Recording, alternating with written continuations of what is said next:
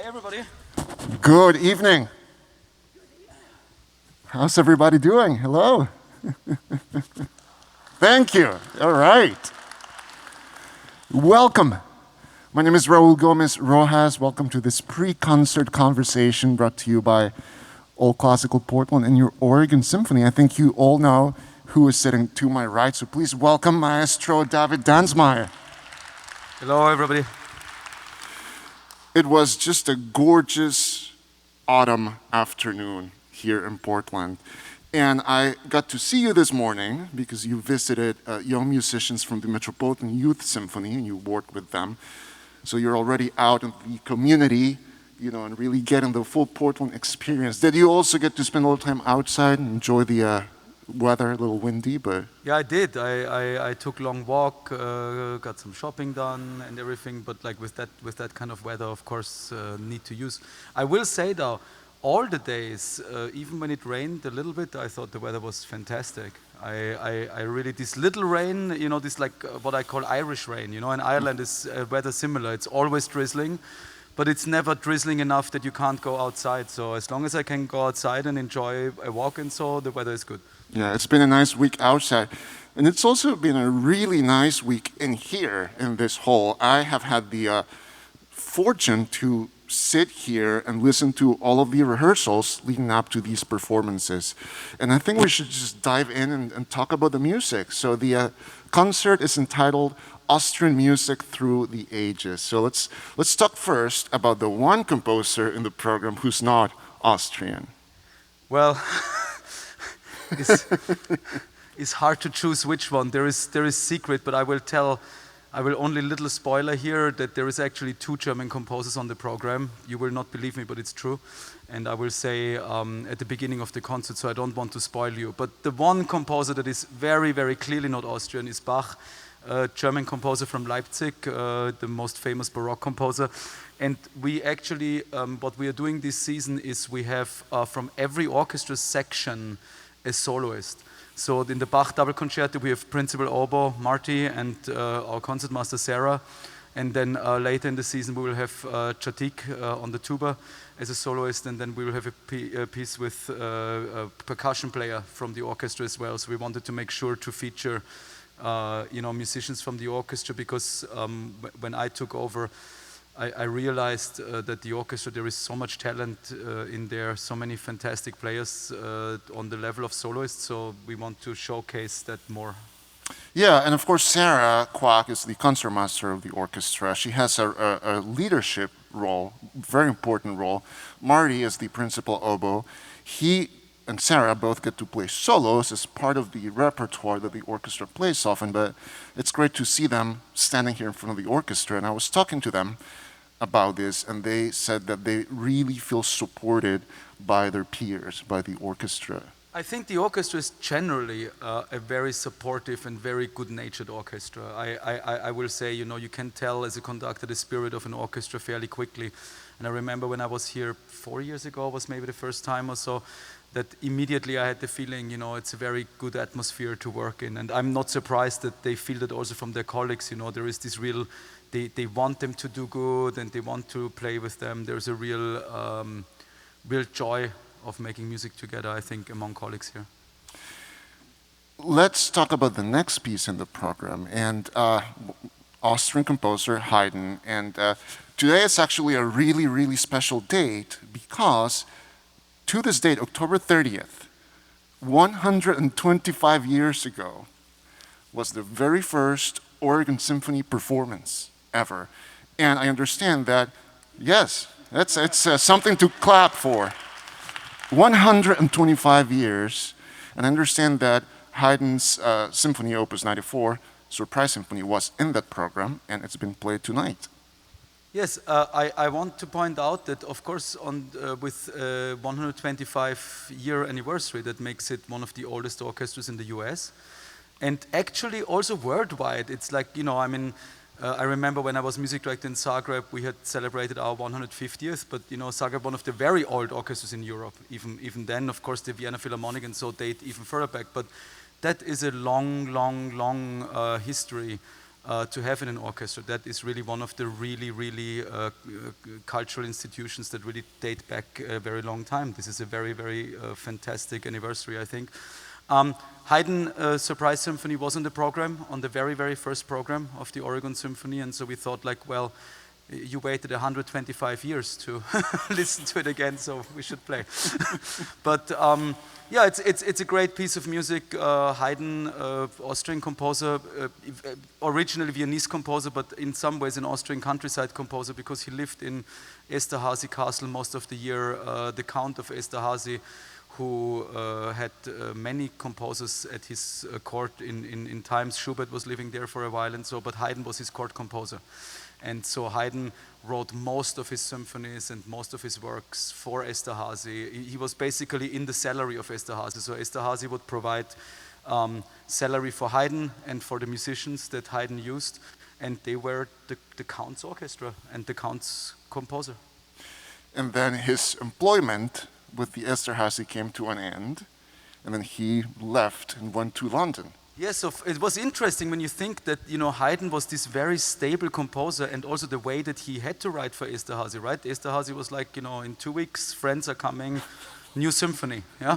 And that was the reality of that time. It was not like wait a year to write a symphony, next 2 weeks, you know, symphony. But interestingly, Haydn, when he was quite old for that time, you know, I mean, like he was one of the people of the composers, not like Mozart or Schubert, who died very early, but who really lived a long and healthy life.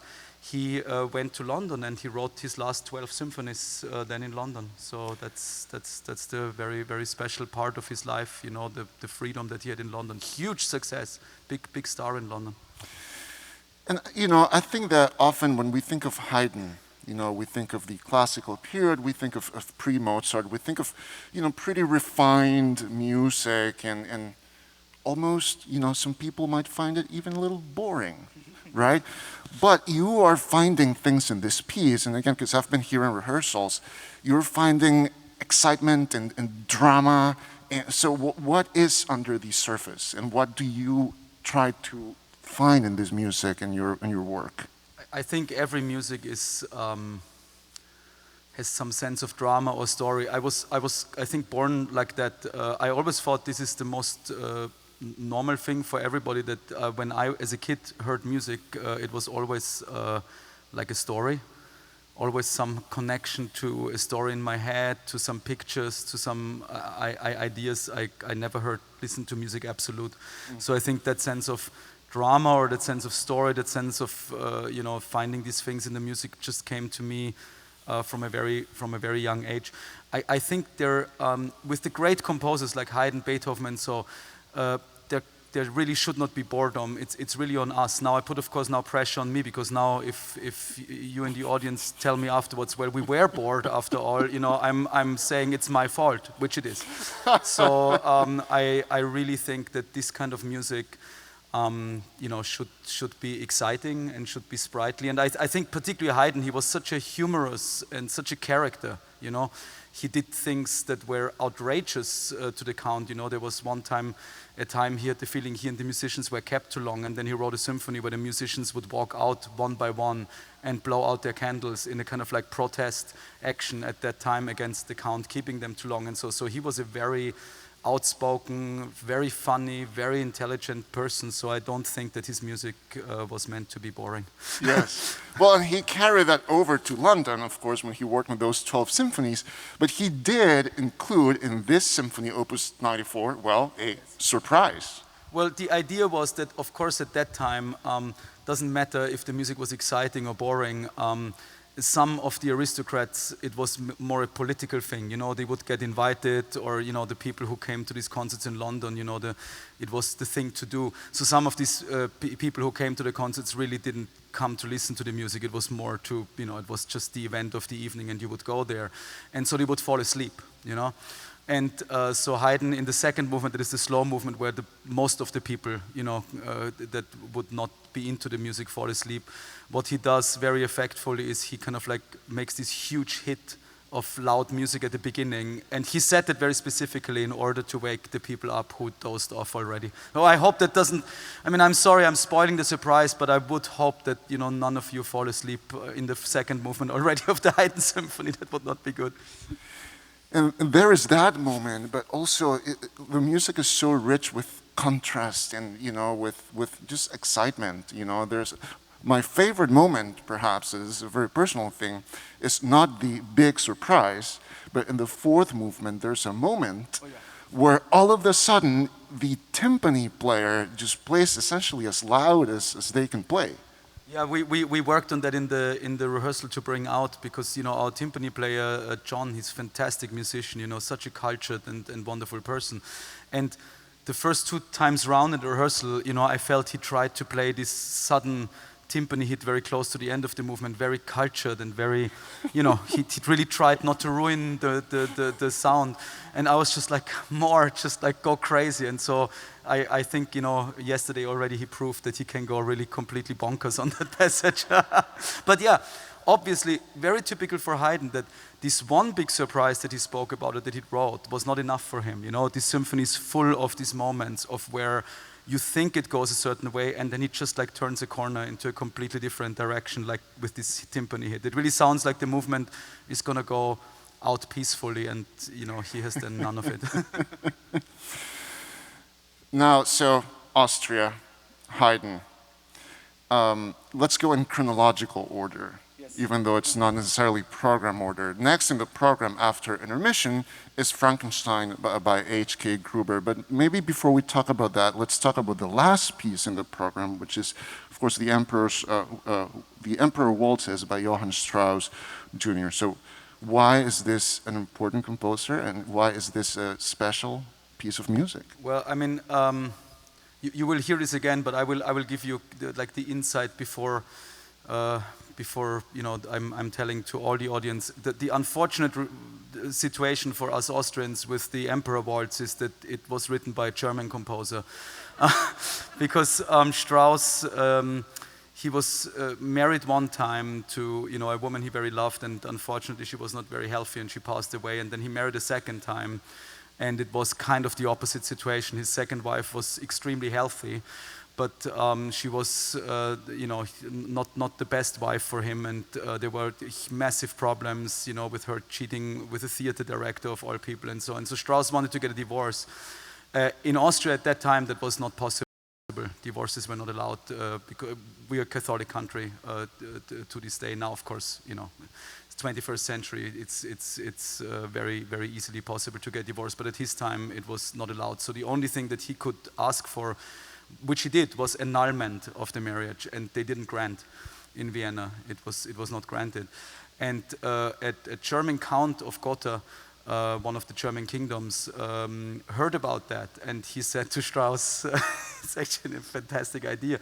He said, well, if you become a citizen of Gotha, of Germany, you can get a divorce. I will make sure we will grant you a divorce. And Strauss didn't hesitate very long. He just you know, sent his Austrian citizenship back and went to Germany and became a German.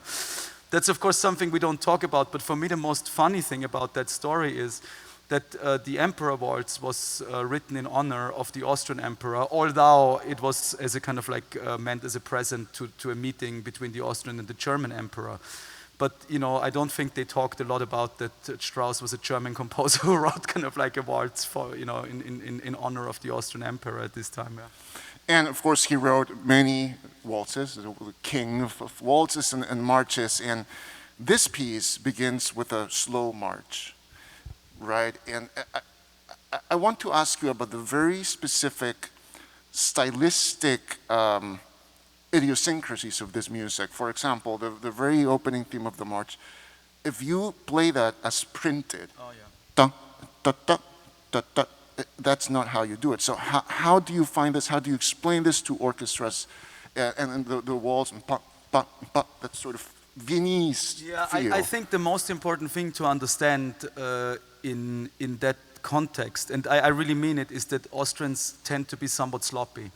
You know, we are not like the Swiss or like the Germans, and it's very important for me to explain that, right? Because we speak the same language, German, a little bit different dialect and like the Swiss, you know, we share the language, but we don't share the culture. The only part of Germany that we share culture with is Bavaria, the south of Germany, which was an own kingdom, and the Bavarian princess Sissi was married to the Austrian emperor, and there is one culture, and also the north of Italy. You know, the cultural boundaries are very, very interesting in Europe, which is extremely historic. I'm a history geek, but the cultural boundaries have very little to do with the boundaries of the countries. Like there is often cultural zones that cross the boundaries, right?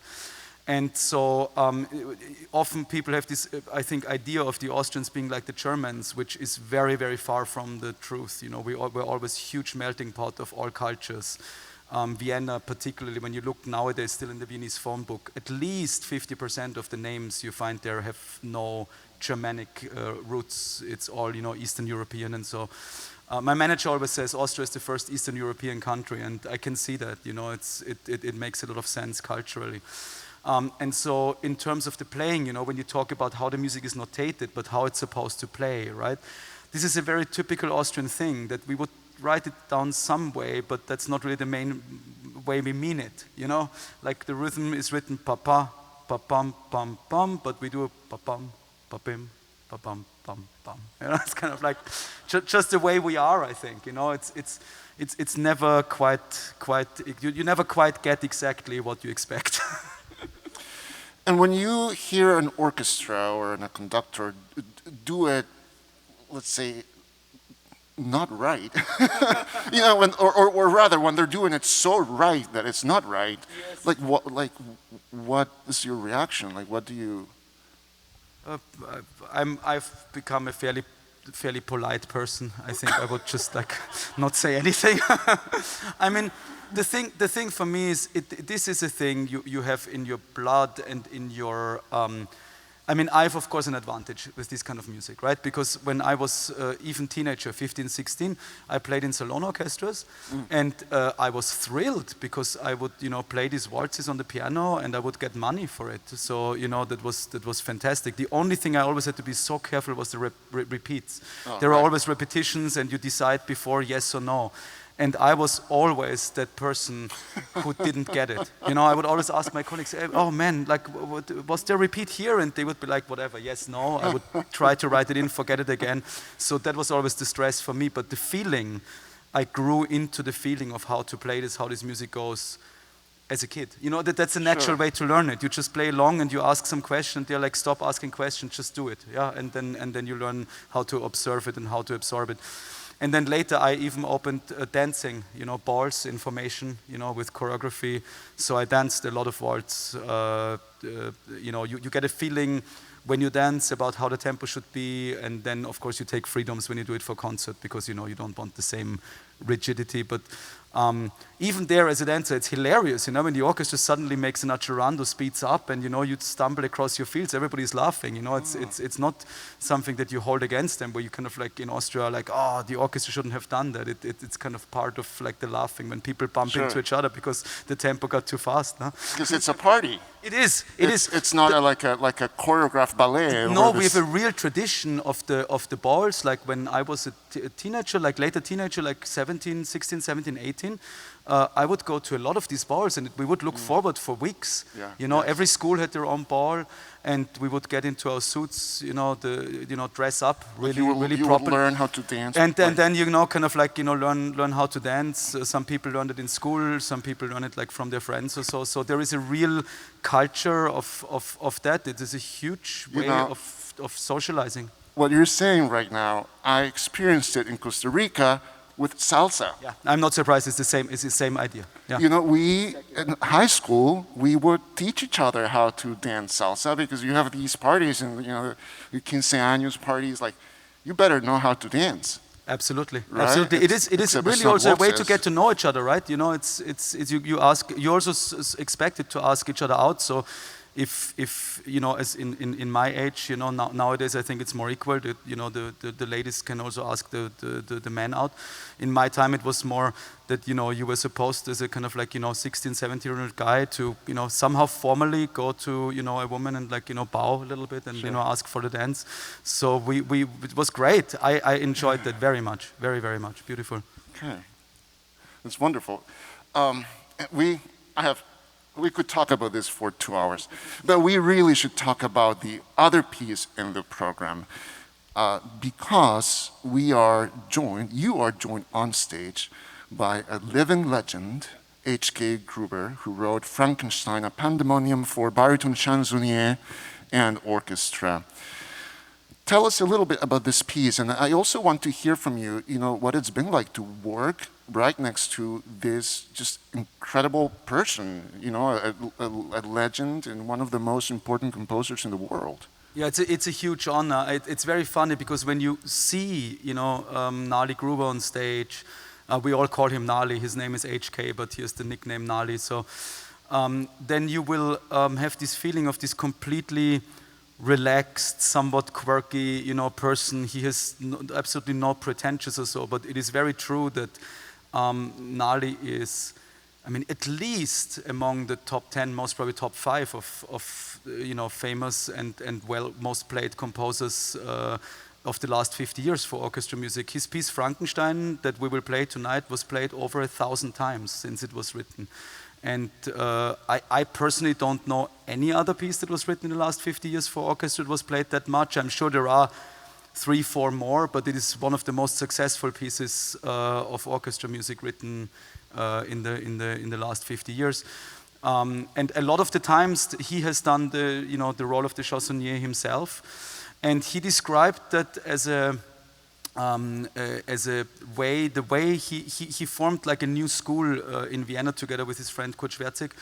And what they wanted to do is a little bit following in the style of Kurt Weill, and so basically writing music that is really complex and challenging for the orchestra, but that people in the audience can come to and can enjoy and listen to without any knowledge, you know, without any prior knowledge. It should music that you can sit down and enjoy, so not hardcore avant-garde, basically.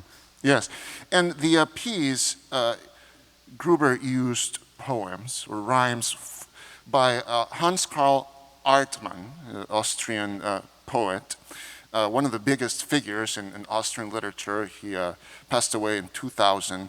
And these are, you have inserts in your programs, by the way, and I strongly recommend that you read those poems before the performance. They are funny and just delightfully like creepy and sort of spooky, and you know, there are pop culture characters, Superman, Batman, and Robin, and John Wayne. And what he does with the music, I think you will agree that it just, you know, matches perfectly the tone of the poems. Yes, the interesting thing about Artmann, and that was very typical with him, is he wrote these poems that on the surface look like children poems, and they are. You know, you can just read them to children and they giggle along, and it's very fun and all is good. They are very political as well in many ways, and you know, very very for his time very provocative. You know, the one poem, for example, about Batman and Robin lying together in bed. I mean, that was written at a time when these kind of things were really not that accepted in Austria, right? I mean, when we think, you know, when it was written. So there is political messages in there, all kinds of hidden messages, which is very funny, you know, to discover. But at the same time, they also work fantastically as kind of like Halloween spooky children's poems about Frankenstein and so. And I think it's incredible what Gruber does with the music. I mean, my favorite part is very close to the end. It's where a kid goes to Dr. Frankenstein with the doll and basically asks Dr. Frankenstein if he managed to fix the doll. So apparently the kid brought the doll to a shop for fixing dolls. And so Frankenstein talks about how wonderful, you know, he put the heart of a criminal into the doll and, you know, all of these kind of horrible things, that the kid just goes delighted. How wonderful this doll is, you know, you can hear the heartbeat and the lungs and all, and it's just like so, I think, hilariously creepy in the way that also the communication works, how Gruber like has this very dark voice for Frankenstein, and then he acts really like this incredibly overly delighted kid that gets this kind of like super, super special doll back, right? And then you hear in the orchestra, for example, here's an effect where the ratchet, not is used as a regular ratchet, but just goes in single clicks, so you hear like tick, tick, tick, tick, tick, tick, tick, tick, tick, tick, tick, tick, tick, and it really sounds like bones cracking a little bit, and kind of, it's all these kind of so inventive effects in the orchestra. Then you have all these toy instruments, right? Like my favorite is always to look at Chatik, who is our tuba player, and you know, tuba, the really big instrument, and I'm so used to see Chatik with this huge tuba in front of him.